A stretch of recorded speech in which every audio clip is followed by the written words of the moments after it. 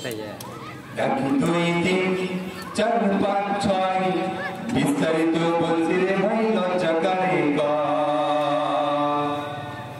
এক দুই তিন চার পাঁচ ছয় বিস্তারিত বলছি রে ভাই লজ্জা কারে ফ্রি মাইন্ডে চলাফেরা যুবক যুবতী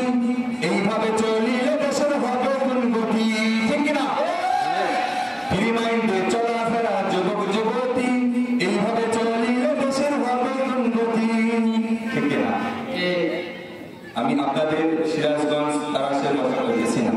আমি আমাদের বগুড়ার কথা বলতেছি আপনাদের থানা জেলা অনেক ভালো ফ্রি মাইন্ডে চলাফেরা যুবক যুবতী এইভাবে চলিলে দেশের হবে উন্নতি আবার পার্কে বসে হাত ধরে সেলিব্রিটি হইতে চায় এইসব কথা কইতে গেলে লজ্জায় মরে যায় আমি এইসব কথা কইতে গেলে লজ্জায় মরে যায় এক দুই তিন চার পাঁচ ছয় এক দুই তিন চার পাঁচ ছয় বিস্তারিত বলছি রে ভাই লজ্জা কারে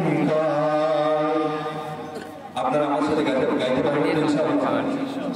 আমি বলবো এক দুই তিন আপনারা পড়তে বলবেন চার পাঁচ ছয় তাহলে দেখতে অনেক সুন্দর লাগবে ঠিক না শিক্ষাগণ হলো যেন প্রেমের কারখানা বই ছাড়া অস্ত্র নিয়ে করে বাহানা ঠিক না আমি ওই সমস্ত শিক্ষাগণের কথা বলতেছি যে সমস্ত শিক্ষাগণে প্রেম প্রেমকে আড্ডা কীর্তি কাল্লা চর্চারে বুঝে নেবে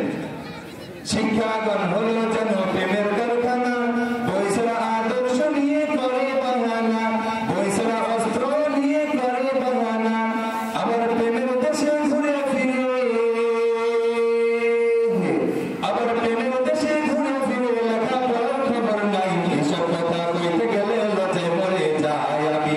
এইসব কথা কইতে গেলে লজ্জায় মরে যায় এক দুই তিন চার পাঁচ ছয় এক দুই তিন চার পাঁচ ছয় বিস্তারিত বলছে লজ্জা কারে বাংলাদেশে এই ভণ্ডামি চলবে কত আর কবরের আলমোশারি দি বানাইছে মাজার ঠিক না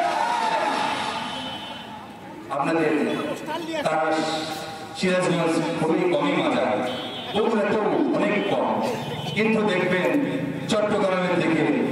রাস্তার এই পাশে ওই পাশে অমুক শাহ তমুক শাহ লালন শাহ বদনা শাহ বাবা শাহ আছে না নাই বাংলাদেশে এই ভণ্ডামি চলবে কত আর কবরের আলমোশারি দি বানাইছে মাজার আবার ভণ্ড বাবার কবর ধইরা আবার ভণ্ড বাবার কবর ধইরা সিজদা দিয়া চুমা দেয় আছে না নাই আছে না নাই এগুলো কোথায় করে জানেন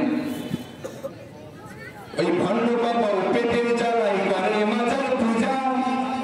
পুরুষ নামে নাচানাচি গুড়িয়ে খাই গাজা ঠিক না আপনারা দেখছেন না দেখে ঠিক বলিয়েন না আমরা দেখছি এজন্য বলো ওই ভণ্ড বাবা পেটের জ্বালাই করে মাজার পূজা ওই ভণ্ড বাবা পেটের জ্বালাই করে মাজার পূজা পুরুষ নামে নাচানাচি গুড়িয়ে খাই গাজা আবার গাজার বর্গি মুখে লায়া আবার গাজার বর্গি মুখে লায়া ইলাল রিজিকের গায়ে বসেন বসেন পয়সা যান ঠিক না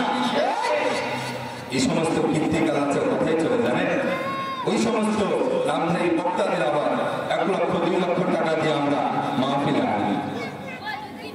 ওই মাহফিলেরই মঞ্চে বৈশা চলে এইসব কি বাহানা সকালের জিগায় চা খাবেন কি খাবেন না ঠিক না মাহফিলের ময়দানে যে সকালের পরে দিব একটু ঢেলে দিই খাবে